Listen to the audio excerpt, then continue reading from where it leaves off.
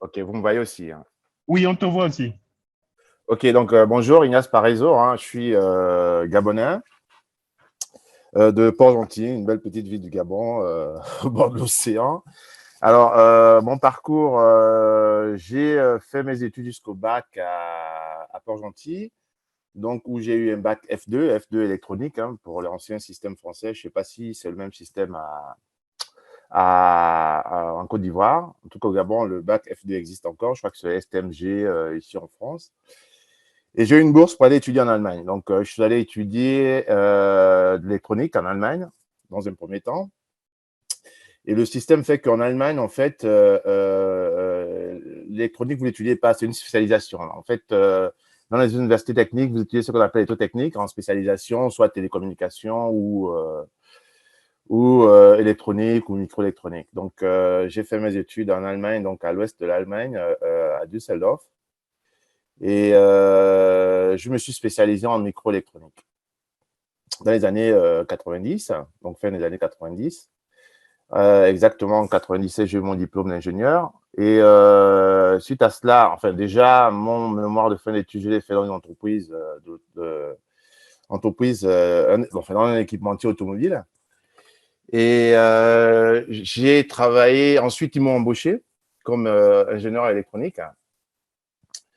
Et j'ai travaillé pendant pratiquement 5 ans dans cette entreprise. Donc, je m'occupais de toute la partie, enfin, c'est un module de véhicules, hein, des vannes EGR, ça s'appelle.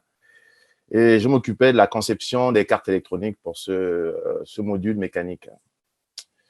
Et ensuite, donc, pour des raisons privées, je me suis retrouvé en France et j'ai travaillé chez Renault comme ingénieur, d'abord comme ingénieur validation. Donc, je validais tous les modules électroniques, notamment les ABS, ESP. Donc, je travaillais pendant 2 ans et demi sur l'ABS, sur l'ABS, l'ESP, quoi, le module méca. Enfin, c'est toute la partie de validation électronique hein, sur des bancs électroniques. Donc, on avait des modules embarqués sur les bancs. Les bancs qui étaient enfin, toute la modélisation de l'automobile, plus ou moins. Donc, enfin, j'intervenais uniquement sur l'ABS ou l'ESP. Ensuite, je suis passé sur le véhicule électrique, la Zoé, la conception de véhicules électriques dans les années 2008. Bon, pour certains, je ne sais pas si vous vous rappelez, il y avait une crise en 2008 dans l'automobile, donc ça avait un peu bougé. Et Carlos Ghosn, qui était le patron de l'époque, voulait absolument sortir la Zoé. Donc, j'ai été affecté dans l'équipe qui s'occupait de la validation, mais sur PC, quoi, sur les modules PC et de l'intégration sur les calculateurs. Et suite à cela, enfin après 2 ans passés en développement véhicule électrique, j'ai rejoint le groupe Bosch. Donc la partie la partie ETA, c'est une succursale de Bosch qui est spécialisée dans tout ce qui est mesures physiques chez Bosch et modèles, enfin et bancs de validation. Et donc, j'ai travaillé là-bas comme ingénieur résident pour PSA pendant pratiquement 7 ans et demi. Donc, j'accompagnais les ingénieurs qui développaient les moteurs. Et donc, nous, on leur fournissait le logiciel et les modules d'interface pour pouvoir communiquer directement avec les calculateurs moteurs. Et depuis 5 ans, je suis toujours dans la même filiale, hein, donc la filiale ETAS, qui fait partie du groupe Bosch, a racheté une entreprise qui s'appelle Script, qui est spécialisée dans la cybersécurité. Donc, depuis 5 ans, on m'a demandé de développer le business en France. Donc, je suis business developer des Script. Donc, je m'occupe de l'Europe du Sud, donc notamment Portugal, l'Espagne, la France, la Belgique, le Luxembourg et la Turquie. Et quelquefois le Maroc, mais on n'a pas de projet en tant que tel. En fait, nous, la France gère l'Afrique, hein, l'Afrique du Nord et l'Afrique francophone. Et donc, voilà un peu mon parcours. Donc, je suis parti d'ingénierie pour la partie commerciale, vous avez compris. Donc, depuis 5 ans, je suis business developer de la partie cybersécurité. Donc, c'est quoi? C'est les modules, en fait, c'est les licences, c'est les licences qu'on vend, les licences embarquées dans les calculateurs. C'est du consulting pour accompagner les clients à développer dans un environnement cyber, suite aux normes qui ont été définies, notamment par la communauté européenne, les Américains, la Chine et le Japon. Donc, moi, je m'occupe ici de pouvoir, enfin, je suis l'interface entre le client, donc tous les constructeurs, les équipementiers, donc PSA, donc Peugeot, aujourd'hui Stellantis, Renault et Valeo, et puis les petits fournisseurs, soit de rang 1 ou de rang 2, notamment comme Valeo, Continental à Toulouse. Donc, je suis interface plus ou moins avec les équipes les équipes projet et nos équipes techniques de consulting qu'il y a ici aujourd'hui, parce qu'on a une équipe de à peu près 6 personnes en France, donc toute la partie consulting, et les ingénieurs, donc en Allemagne, en Chine, en Inde, un peu partout dispatchés dans le monde. Mais Ignace, mais donc, en fait, tu pars du Gabon. Au Gabon, tu fais quel bac, en fait? Bac F2, c'est ce que je disais tout à l'heure. Ouais, ouais. Mais, Bac F2, c'est un bac électronique, un bac hmm, technique, un lycée technique. Donc, oui, je fais une seconde ST, qui est une seconde qu'on appelait à l'époque, en fait, c'est du S plus la technique. Ensuite, je vais en première F2 et terminale F2. Donc, je passe mon bac F2 au Gabon. Ensuite, j'ai une bourse pour aller étudier en Allemagne. Il faut savoir qu'effectivement, le bac F2, c'est un bac technique scientifique, donc avec plus d'accent sur l'électronique, de manière générale, et des mathématiques. Pas très poussé, mais des mathématiques, c'est pas des mathématiques de C ou de D. Et donc, effectivement, quand je me retrouve en Allemagne, je fais une prépa, enfin, une espèce de forme de prépa de tronc commun, où on a les mathématiques et la physique. Donc, c'était effectivement, c'était assez lourd, hein, pour ceux qui connaissent un peu le système français. Je me dis merci, je me suis ressorti avec un peu plus de travail, parce que effectivement, on en avait les mathématiques à l'époque en F2 n'étaient pas aussi poussées qu'en C ou en D. Et ensuite, par contre, en spécialisation, j'étais plus à l'aise, donc en électronique, en microélectronique et puis les matières techniques. oui. Donc, en fait, dans le côté théorique, c'était pas au top, mais dans le côté pratique, tu étais bon. C'est ça, en fait. J'étais bon parce que c'était, si tu veux, la base, je sais que j'avais fait déjà entre la première et la terminale. Oui, Bon, oui, le côté théorique, c'est surtout les maths et la physique, parce que oui. C'est faut, ça que je faut, dis, oui. ouais, il faut savoir qu'en Allemagne, pour étudier, c'est un système de modules, hein, c'est pas un système de, enfin, je pense que dans certaines écoles en France ont adapté ce système-là.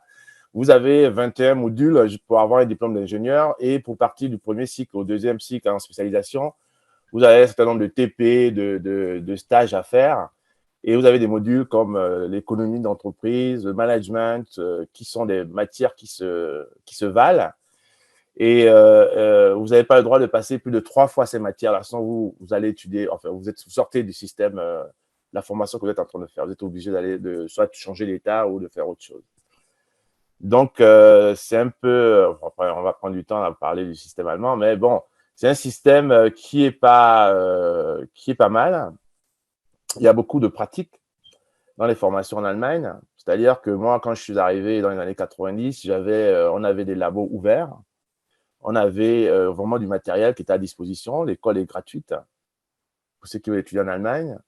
Et j'ai fait une année de langue, de cours de langue à Munich avant le début des études. Donc, vous êtes obligé de faire cette année d'études là pour faire un examen pour avoir la possibilité d'étudier dans les universités en Allemagne. Ensuite, avant ça, vous devez passer un stage qu'on appelle pour savoir si effectivement vous aimez la matière, vous allez aimer la matière que vous êtes en train d'étudier, que vous voulez étudier.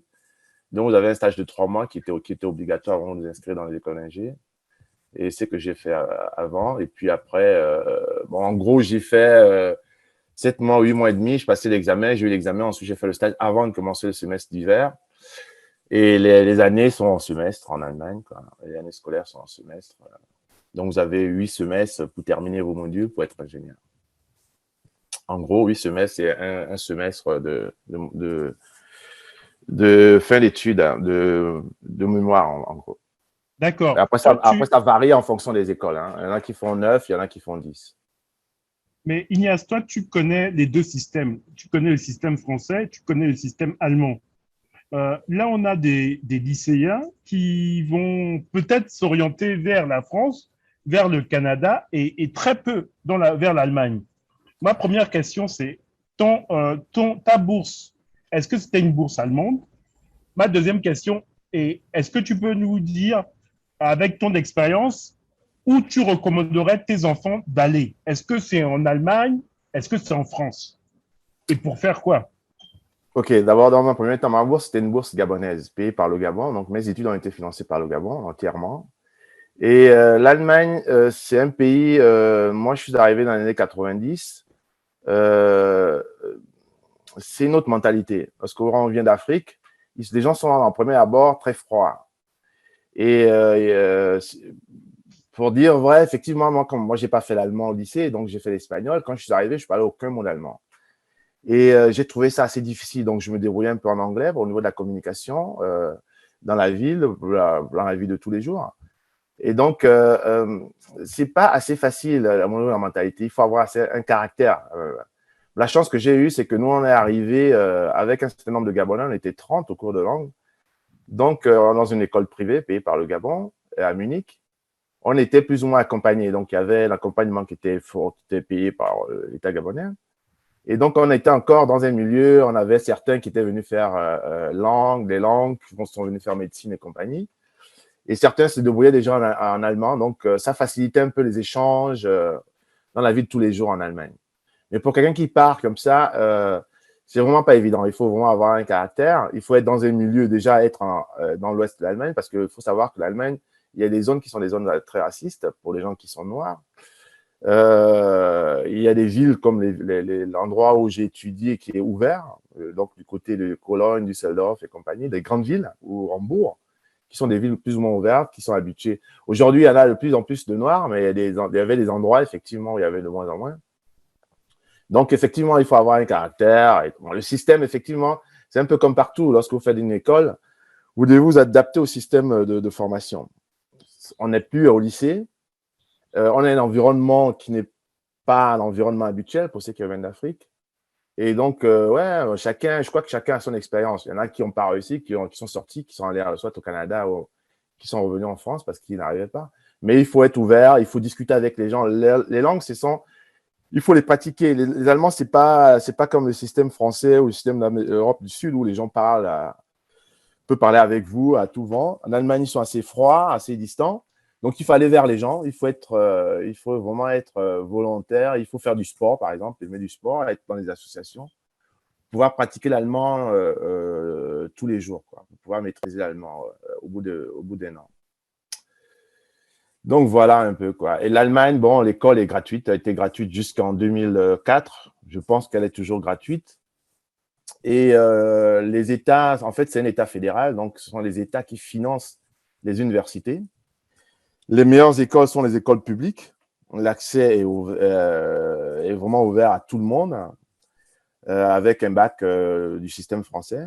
Donc, vous avez juste des cours de langue à faire et l'examen des cours de langue. Et sincèrement, moi, je n'ai pas été déçu parce que j'avais tous les moyens à ma disposition. Et l'Allemagne, c'est un pays industriel. Bon, pour ceux qui veulent faire soit l'ingénierie ou autre chose, il y a énormément de possibilités de faire des stages, de travailler pendant les vacances et compagnie, quoi. En tout cas, jusqu'en 90, pratiquement en 2000, parce que moi, je suis parti de l'Allemagne en 2004, et je vais encore régulièrement pour mon boulot, parce que Bosch, c'est une entreprise allemande, et tous mes collègues sont en Allemagne, donc je suis régulièrement en Allemagne. Donc, effectivement, ouais, c'est pas facile. Après, mais les enfants, en fonction des formations qu'ils ont envie de faire, je conseillerais, oui, les pays anglophones aujourd'hui parce que tout le monde parle anglais. C'est vrai dans le marché. Aujourd'hui, il faut parler anglais pour travailler, quel que soit ce que vous faites. L'anglais est plus ou moins important. Aujourd'hui, la langue de travail chez Bosch, c'est l'anglais. Dans l'automobile, c'est l'anglais. Et c'est vrai qu'effectivement, parler allemand dans l'automobile, c'est un plus parce que tous les constructeurs, tous les équipementiers dans le monde travaillent avec les Allemands, directement ou indirectement. Vous trouvez dans tous les véhicules au monde aujourd'hui un calculateur d'un fournisseur allemand. Donc, oui, ça peut être un plus. Et ça a été pour moi un plus quand je suis en France, effectivement, de parler allemand, parce que dès le début, j'ai toujours travaillé, déjà même chez Renault, je travaillais pour un fournisseur qui était TVS, qui était racheté par Conti.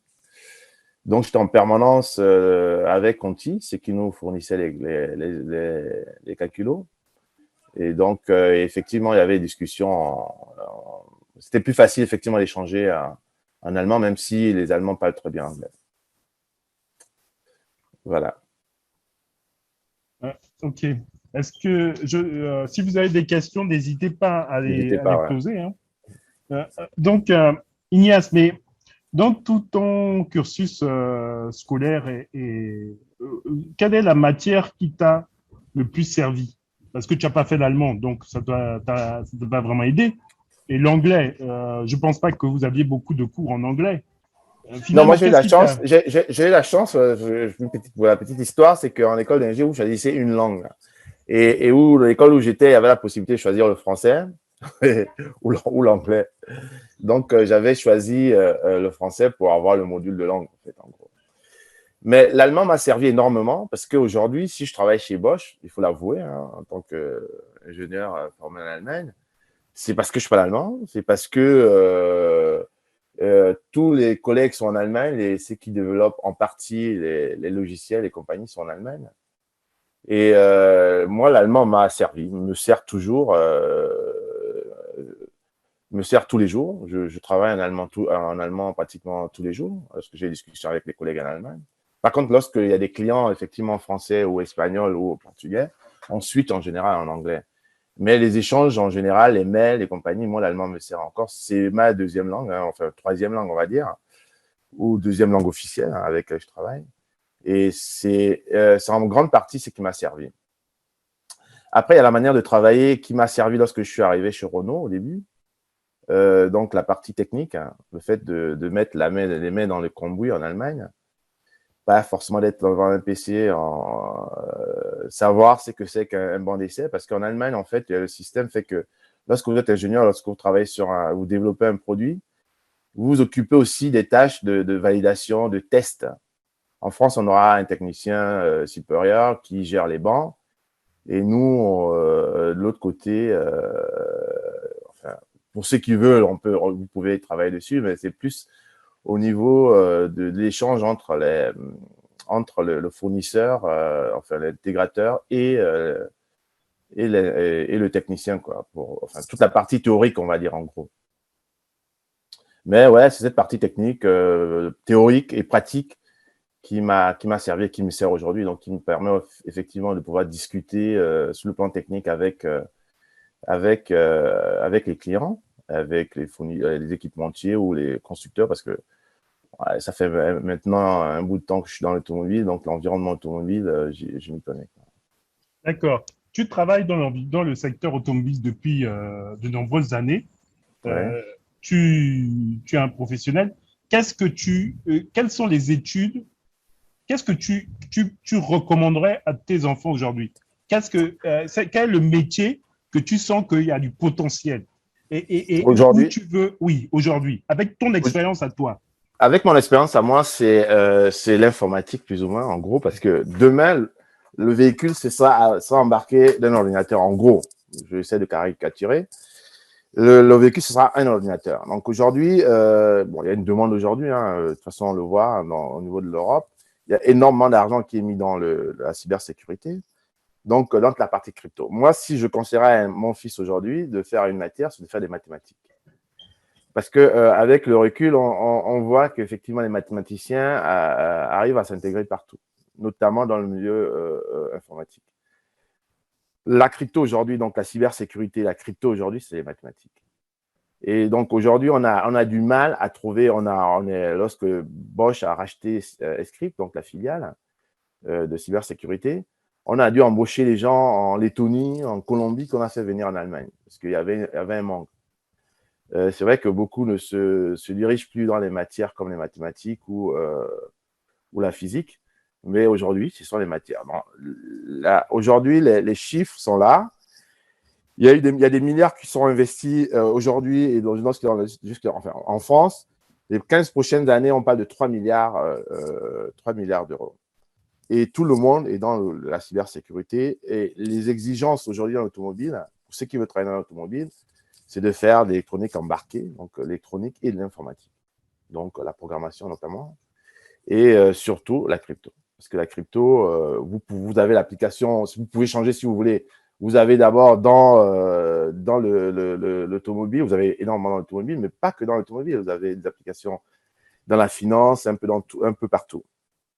Donc aujourd'hui, je conseille à quelqu'un, effectivement, c'est de faire des mathématiques. Oui, Et de donc, l'informatique.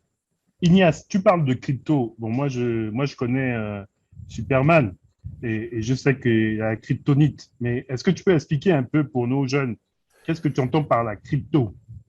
La crypto, plus ou moins, enfin, je ne suis pas assez un expert en crypto, en cryptologie, c'est l'étude de tout ce qui est code, de secret, pour pouvoir transmettre. Aujourd'hui, comment on utilise la crypto, c'est de pouvoir protéger les calculateurs, les données dans un véhicule. Donc, c'est ça, ces données-là, on peut les avoir dans le véhicule, dans l'automobile, on peut les avoir dans la finance, on l'a dans les banques, dans vos cartes magnétiques. C'est un peu ça la crypto. Et donc, nous, en gros, ce sont les données qu'on essaie de protéger, parce qu'il faut savoir que dans un véhicule, vous avez plusieurs calculateurs. Et le constructeur, lorsqu'il conçoit son véhicule, il fait appel aux équipementiers pour leur fournir des calculateurs. Et les équipementiers sont censés avoir des données, des ouvertures des données. Ces données-là sont cryptées de telle sorte que personne ne pourra, par exemple, venir copier les données qui sont dans un calculateur ou pouvoir espionner un calculateur. Donc, il y a des données. Donc, ces données sont cryptées. Et c'est crypté et enfin les données de base sont cryptées. Il y a des données qui sont ouvertes qui permettent de pouvoir communiquer avec les autres calculateurs. Et donc tout le monde, avant de fournir les calculateurs, ils cryptent. Les données sont cryptées dans les calculateurs et ils sont cryptés. Il y a une technologie qu'on appelle la cryptologie, la crypto qui est développée soit par les matheux en général, les matheux, les informaticiens. Donc ils cryptent les données. Et ces données sont cryptées.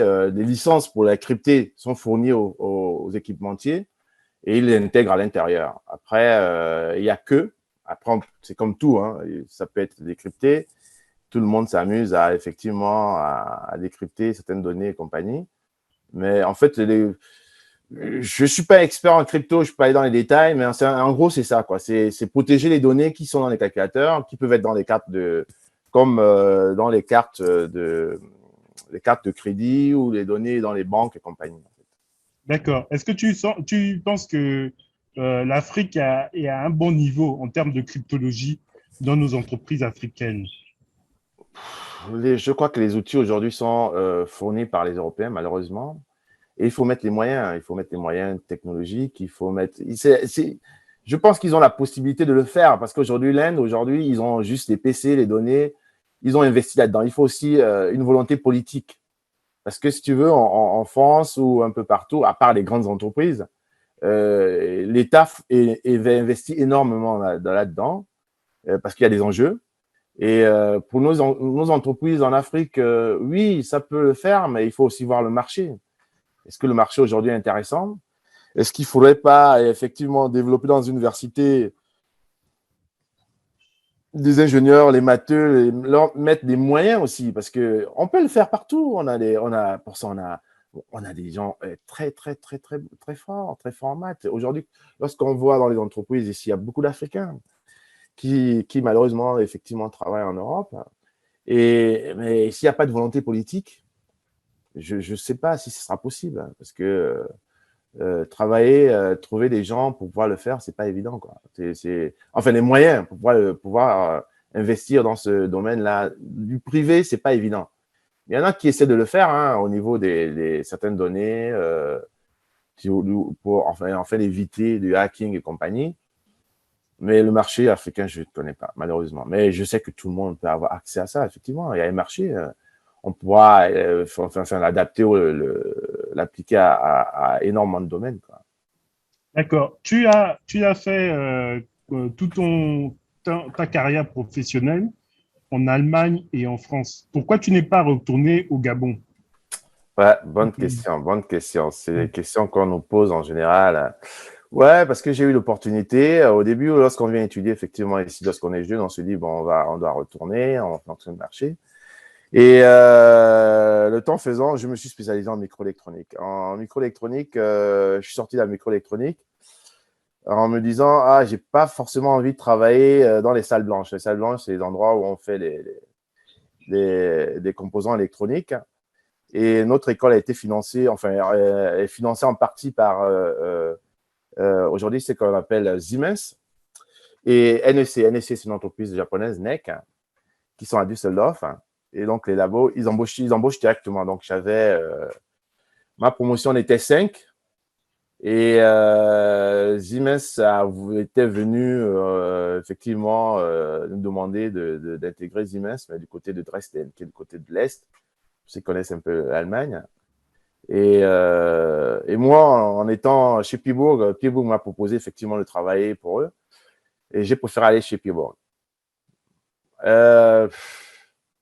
Et ensuite, j'ai travaillé au début. Je me suis dit, ouais, pourquoi pas. Je me suis marié, j'ai eu ma fille en Allemagne. Et donc, une fois que vous êtes déjà intégré dans l'entreprise, que vous travaillez dans l'automobile, que vous ne trouvez pas d'application directe en Allemagne, cette facilité vous permet, vous dit, enfin, ouais, je vais essayer d'investir un peu en Allemagne, au Gabon, c'est ce que j'ai fait, en parallèle, en disant, ouais, ok, j'investis à distance dans l'immobilier, ouais, je pourrais voir ce qu'il faut faire. C'est vrai qu'aujourd'hui, lorsque vous installez, vous avez un boulot, vous êtes tranquille, ça marche, vos enfants grandissent, vous avez acheté une maison, vous avez un crédit, il est très difficile de tout plaquer et aller au Gabon, aller en Afrique, surtout au Gabon, où effectivement, c'est pas aussi facile de pouvoir s'intégrer après tant d'années. C'est prendre énormément de risques. Vous ne voulez pas prendre des risques pour votre famille, surtout. Et donc, c'est un peu ça. Mais je me pose la question après autant de temps, de me dire, voilà, il n'y a pas que dans l'automobile ou il n'y a pas que dans l'électronique où je peux investir. Donc, je suis en ce moment en train de vouloir développer, de vouloir investir au Gabon, pour pouvoir m'installer, faire des allers-retours, pas rapatrier complètement ma famille parce que ma grande est en fac. Mes jumeaux sont en troisième, je préfère qu'ils restent dans le cadre. Et puis, mon épouse est enseignante, donc c'est pas aussi facile que ça. Donc, c'est de voir, ouais, je suis en train de voir. En train d'étudier. C'est effectivement très avancé, pouvoir investir en Afrique, mais pas dans le domaine automobile, pas vraiment dans un domaine qui n'a rien à voir avec l'ingénierie D'accord. dans un Bon, premier temps.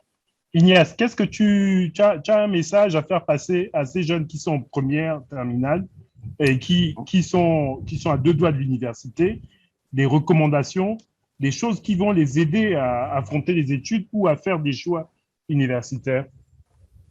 Moi, le conseil que je peux donner, si conseil il y a, c'est de pouvoir croire en ce que vous voulez faire. C'est vraiment pas évident parce que vous allez certainement, pour certains qui vont étudier à l'étranger ou certains, il y a l'environnement, ou même en Afrique, parce qu'il y a quand même des super écoles en Afrique, hein, qu'on le veuille ou non, dans certains pays. C'est de croire en ce que vous voulez faire, de pouvoir étudier le marché, regarder le marché, regarder. C'est vrai que quelquefois, on a envie de faire un truc, mais il faut savoir qu'il y a des matières où il y a des boulots qui ne sont pas forcément adaptés au marché où vous allez vivre.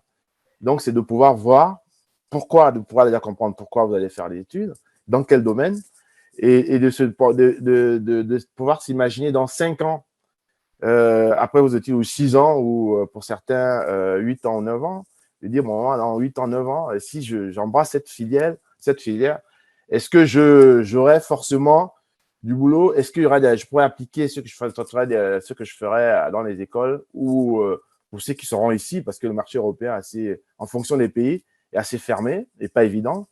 Donc, c'est de pouvoir embrasser une matière, pour ceux qui veulent rester, hein, de pouvoir dire, bon, voilà, il y a tel secteur sur Internet, un peu partout dans les journaux, vous pouvez voir. Voilà, tel secteur qui embauche dans les 5, 4, 6 prochaines années, de pouvoir dire, bon, OK, moi, je vais me spécialiser dans tel domaine ou dans tel domaine pour pouvoir rentrer facilement dans la vie active, ou au niveau de l'Afrique, ou du business, ou du management.